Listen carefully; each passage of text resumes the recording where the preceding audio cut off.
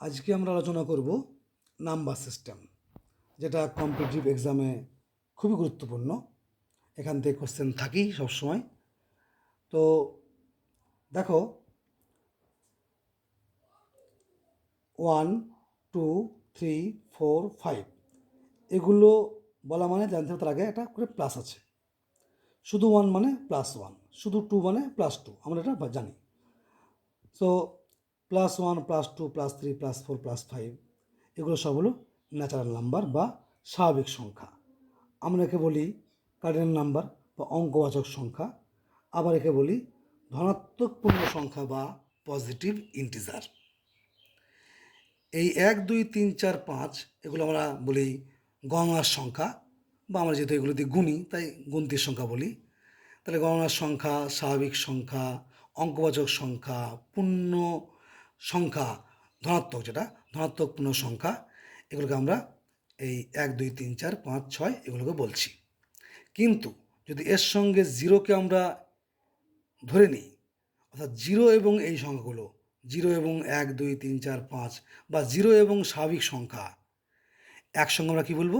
Whole number বা অখণ্ড সংখ্যা। তাহলে ন্যাচারাল নাম্বারের সঙ্গে শূন্য ইনক্লুড করলে হয়ে গেল হোল নাম্বার বা অখণ্ড সংখ্যা। এবার দেখো, জিরোর বাঁ দিকে -1, -2, -3, -4, -5 এরকমভাবে যত যাবে, এগুলো সবই কিন্তু পূর্ণ সংখ্যা, কিন্তু নেগেটিভ বা ঋণাত্মক, অর্থাৎ ঋণাত্মক পূর্ণ সংখ্যা বা নেগেটিভ ইন্টিজার। এইবারে যদি আমি সবগুলোকেই ধরি, +1 থেকে এগুলো এবং -1 থেকে ওগুলো, তাহলে সবই হবে কি? পূর্ণ সংখ্যা। তাহলে নেগেটিভ ইন্টিজার এবং পজিটিভ ইন্টিজার এবার একসঙ্গে আমরা বলবো ইন্টিজার বা পূর্ণ সংখ্যা। যাক, বোঝা গেল। এবারে আমরা একটু আগে পড়েছি কি ন্যাচারাল নাম্বার বা কার্ডিনাল নাম্বার। এই কার্ডিনাল মানে কি? অঙ্কবাচক। ঠিক কার্ডিনালের সঙ্গে সম্পর্ক রেখে আমরা বলছি কি অর্ডিনাল নাম্বার বা ক্রমবাচক, অর্ডার। একটা ক্রম বোঝাবে বা অর্ডার বোঝাবে। যেমন first, second, third, fourth, fifth এগুলো হচ্ছে কি ক্রমবাচক সংখ্যা বা অর্ডিনাল নাম্বার, অর্থাৎ কোনো ক্রম বোঝায়। নেক্সট আমরা দেখো এটা লিখেছি 0, 2, 4, 6, 8 এই সংখ্যাগুলো। এবং শুধু না, তার সঙ্গে যে সমস্ত সংখ্যাগুলো এই অঙ্কগুলো দিয়ে শেষ হয়, হয় 0 দিয়ে শেষ হবে, নাহলে 2 দিয়ে শেষ হবে, নাহলে 4, নাহলে 6, নাহলে 8, হয় 0, 2, 4, 6, 8 এই সংখ্যা, অথবা এই অঙ্কগুলো দিয়ে শেষ হচ্ছে এমন কোনো সংখ্যা, সেগুলো আমরা বলছি ইভেন নাম্বার বা যুগ্ম সংখ্যা। আর যুগ্ম সংখ্যা কিনা, মানে কোনো সংখ্যা যুগ্ম কিনা সেটা বুঝবো কীভাবে? না, সেটা 2 দিয়ে ভাগ করলে মিলবে। তাহলে দুটো উপায়, 2 দিয়ে ভাগ করে দেখবো মিলছে কিনা। যদি মেলে তাহলে যুগ্ম সংখ্যা বা ইভেন নাম্বার, অথবা দেখব সেই সংখ্যায় 0, 2, 4, 6, 8 আছে কিনা তার শেষ অঙ্কটাতে, বা ইউনিটস পজিশনে 0, 2, 4, 6 আছে কিনা, 4, 6, 8 যদি থাকে তাহলে সেটা ইভেন নাম্বার, অথবা 2 দিয়ে ভাগ করে দেখব, যদি মিলে যায় তাহলে সে ইভেন নাম্বার।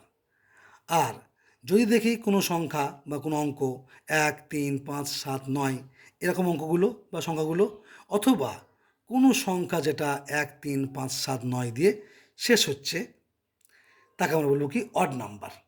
এই অড নাম্বার কিন্তু 2 দিয়ে ভাগ করলে মিলবে না। অর্থাৎ যদি কোনো নাম্বারকে 2 দিয়ে ভাগ করি এবং যদি না মেলে, তাহলে তাকে বলবো odd number. Next, prime number.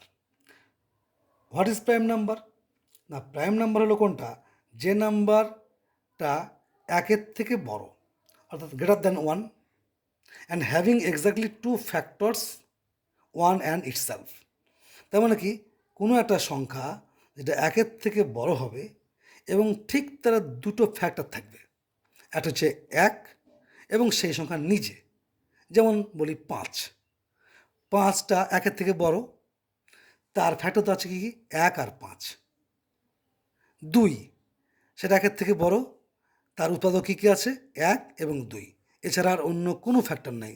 So 2, 5, 7, 3 these are prime numbers.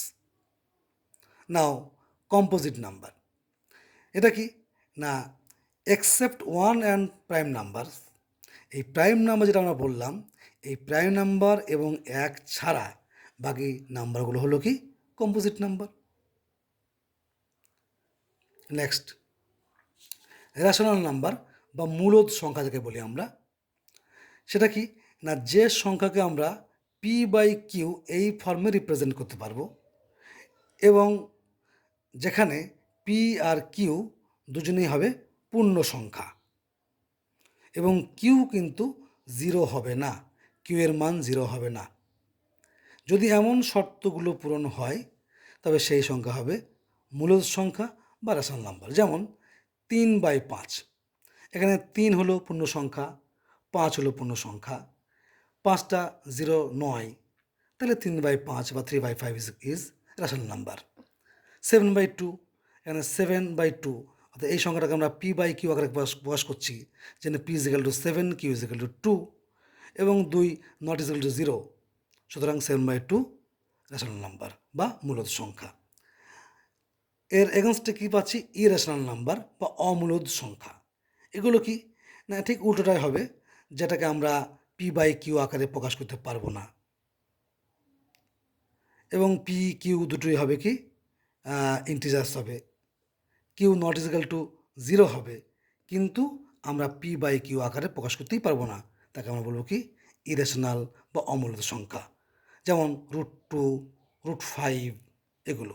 যেমন √2, তার মানে √2 ইজিক্যাল টু কি 1.414 এরকম এসেই যাবে, সেখানে আমরা কিন্তু পি বাই কিউ আকারে প্রকাশ করতে পারবো না, এক্স্যাক্ট নাম্বারটা আমরা পাবো না, দশমিকের পরে আমরা থামতেই পারবো না।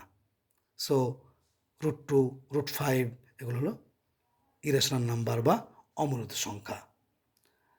আমরা সংখ্যা তত্ত্বে আজ এই পর্যন্ত আলোচনা করলাম, পরের দিন আরও কিছু আছে বিষয়, সেগুলো আলোচনা করব।